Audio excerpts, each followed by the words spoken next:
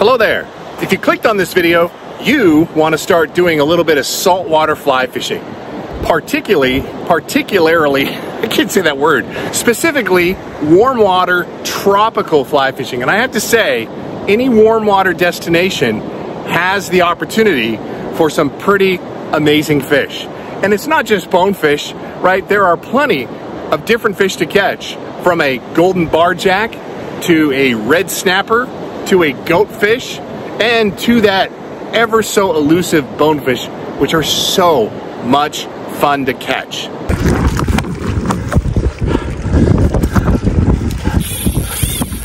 Yes, that is a good bone. In this video, we're going to talk a little bit about the setup that I use, and I've had a lot of success with bone fishing over decades, and I've kind of figured it out, right? Kind of fine-tuned it down to some specific things, and I'm going to share that with you today. First, let's talk about rod. I have a Sage 9-weight XI2. It is a faster action rod.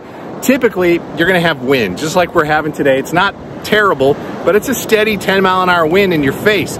You need to have the rod with a backbone to be able to punch the line through that wind, into that wind, at least 50, 60 feet. So it's important to have a solid fly rod. I've owned Sage for 40 years. It's just something I recommend. I hear the R8 Salt really is just a top-notch fly rod. Secondly, you need a really good fly line. And I have to say, I went through a lot of different fly lines until I found one that is really solid. Now, I happen to be sponsored with these guys today, but I've been using Cortland fly line for a lot longer than my sponsorship. And my dad before me. So he's been using it for decades and decades. So they're a proven, tried and true fly line. And I have a line that's specifically for bonefish. So it's white in color, it has a long shooting head.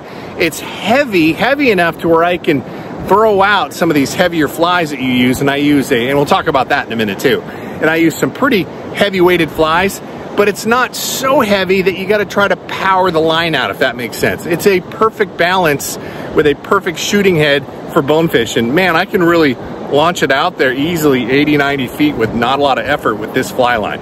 Fly line makes a huge difference. Now, the next thing I use is Cortland leaders. Cortland really is synonymous with quality, right? It's important they have a quality leader, because if you don't and they ends up breaking on a fish, that's just the worst thing ever. So Cortland, I trust these guys. I use 16-pound, 9-foot, 16-pound tapered leaders, and often I'll use 20-pound, 9-foot tapered leaders. Now here's kind of a trick, right? I use the nylon leaders, but what I do is I'll cut maybe 2 feet off of that 9-foot leader, and I'll tie on a 3-foot section of fluorocarbon. Why that's important is a lot of times there's a lot of coral out here, right? So the monofilament will float, the nylon will have a better tendency to float, to where that tail end, it's like building your own leader, that tail end of fluorocarbon will sink down and get to the bottom, where typically the bonefish are rooting around looking for these little crustaceans. So that's just a tip that's worked for me over the years. It's just adding that small section of fluorocarbon on the end of my nylon leaders. And I need to learn, right? I'm gonna admit something. I'm not great with the blood knot. Typically I use a double surgeon. I'm gonna learn the blood knot, because from what I understand, when you build your own leaders, that's just a better knot to use. So that'll be coming in the near future. The reel, right? There are so many different reels to choose. So many different reels. I mean, some super expensive reels from Hatch, from Able, great reels from Hardy, but they can be pretty pricey. What I have found is right here. Now this is an old school Lamson Lightspeed, and I have to say I've been using this reel for 20 years and it has never failed. It's kind of a semi-sealed system to where you still got to take it apart, rinse it after a trip, right? It's got a ceramic bearing inside there that you want to make sure that is nice and clean and dry before you put it away for a long period of time. But this reel has just been a tried and true reel, and I have caught so many bonefish on this reel over the past 20 plus years, 25 years now. So Lamson, I just don't think you can go wrong with Lamson. I just trust this particular brand. Flies. Now, I basically use one fly. Now, there's some color variations to this one fly, but I've seen a lot of people that just start with bone fishing. They got so many different patterns. And you might have your confidence pattern too. Love to hear what that is down in the comments. but my confidence pattern that I've caught bonefish in Hawaii, the Keys, Turks and Caicos, Bahamas, Christmas Island has been the Christmas Island special. This fly just works everywhere, right? So it's my confidence fly. In fact, I broke a bonefish off on this trip, but a trip ago, I landed a couple of very nice bonefish on the Christmas Island special. So I have a whole box full of Christmas Island specials because that is my confidence fly for bonefish that always seemingly works. All right, so let's talk presentation. Right, once you get the cast out there, a lot of times I'll let my fly sink for a couple of seconds, depending on how deep the water is, but I want it to get down towards the bottom before I start stripping it in. And just imagine you're a little crab or crustacean or shrimp, right? They don't swim in a regular fashion. It's irregular. So I'll do about an 8 to 10 inch strip, strip, strip, stop, strip, stop, strip, strip, strip, stop. And a lot of times after you stop and you go to strip again, you'll feel this tension on your line. And that's when you do something very important, and we'll go over that next. So if you do feel that stop, right? The fish is burrowing its nose into your fly. It is so important as a trout fisherman not to trout set, which means use your rod. Strip set. Pull that line back against the fish until you really feel it pulling them back, then you get them on the rod. So it's super important to strip set these fish when you're fishing for bonefish. So I get some of my friends, like Armadillo, makes fun of my basket here, you know, a little fruit basket, but I use a stripping basket. I have a really light one from SA, and you know, for me, I can get greater distances in casting when I've got a stripping basket managing my line. So you do need to be careful, right? If it sits in there too long, it has a tendency to start tying some knots in the fly line, and that could be disastrous. So you want to be managing your line constantly. But if you don't have a basket, your line is like stretched out. There might be a wave that comes around and gets the line around you. Perhaps your line may be a little dirty and it might start sinking, get around your legs. So for me, this is just a great management tool for my fly line, and it's Velcro, super lightweight, right? It's really easy. One bad thing is when you get too deep, it has a tendency, it's Velcro, to tear off and it's floating away, and sometimes you're casting for your stripping basket as it's floating away. So that's maybe one drawback. So as long as you're not fishing a flat that's too deep, it's really a nice addition. I have a sun shirt, right? I don't even know what brand this is, NRS, I think that is.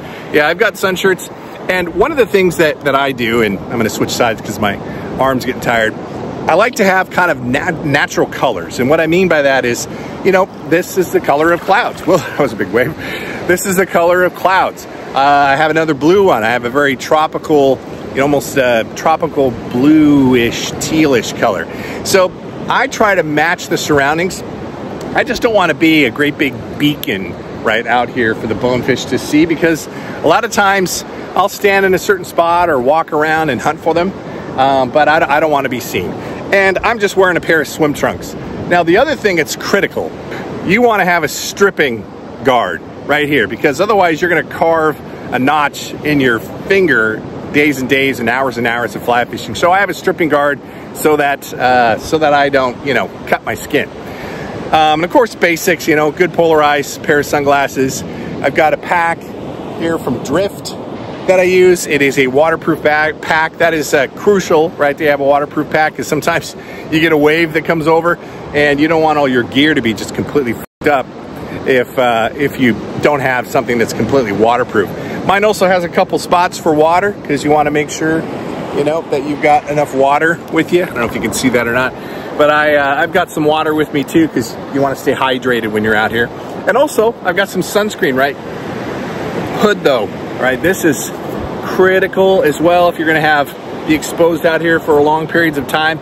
You know, perspiring, start rinsing off the sunscreen. Having a hood is just great extra protection from the sun when you're out here for hours and hours and hours. Oh, I should add, you know, you want a pair of forceps, right? Because a lot of times these fish will swallow the hook and it's really tough to get out if you don't have a pair of forceps. I like to smash my barbs when I'm fishing for bonefish. That's just a preference, right? I've got it down pretty good now. I don't always need to have a barbed hook to make sure they stay on, but that's something you can do. And also, one other quick note, the front zipper, even on Sims, on most packs, they're not waterproof. So you need to know that that front little pouch, anything you put in there is likely going to get wet. If you really want to make sure nothing gets wet, you want to make sure it's in the main compartment. Sims the same way, Drift same way, so it's kind of common, right? I wish they would make a waterproof pack that front zipper was waterproof, because this just helps you, helps you find those little tools that you need on occasion. So there's a note to both Sims and Drift. Let's make that front pouch waterproof. Always carry extra leaders, because you just never know when you're gonna trash one. I always have tippet with me, a couple different sizes, because you're always gonna potentially have to tie new tippet, right? One of these bonefish break me off on a piece of coral, I'm gonna need some extra tippet. So I always have a couple extra sizes with me. So super important, have some tippet with you as well. Oh, another little tip is I just made a cast. I prefer to have a line, 70 feet of line ready to go at any time for a cast, right? It just sits in my stripping basket. And I like to do a little prospect casting. Some people call it blind casting. But if I'm walking a flat, I'm gonna shoot the line in a couple of different directions before heading forward, because you never know. Sometimes these bonefish are right at your feet and you don't even know that they're there, kind of a thing. So I like to do a prospecting cast when I'm walking any flat. I would say probably 40% of my hookups with bonefish, I didn't even see them. And that's okay. I know some people don't like to do the blind casting, but if it looks fishy, I'm gonna make a cast. So I always have a lot of line up ready if I need to fire, especially if I'm hunting, I get some shallow flats and I can really see them. Deeper flats are tougher.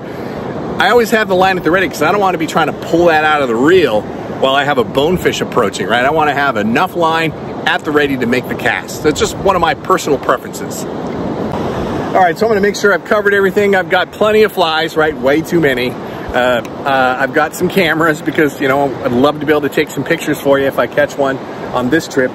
But that's kind of the overall setup, right? I wouldn't go any lighter than a 7 weight, and I wouldn't go any heavier than a 9 weight for bonefish. That's a good sweet spot for bonefish. Really, the only reason why you'd want a heavier rod is if you're fishing in a windier environment. Sometimes you want to have that little bit heavier rod.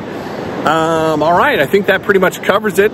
So be sure to take your fly rod on your next vacation to Hawaii, because there's some big bones here. All right, everybody, till the next time, fish on.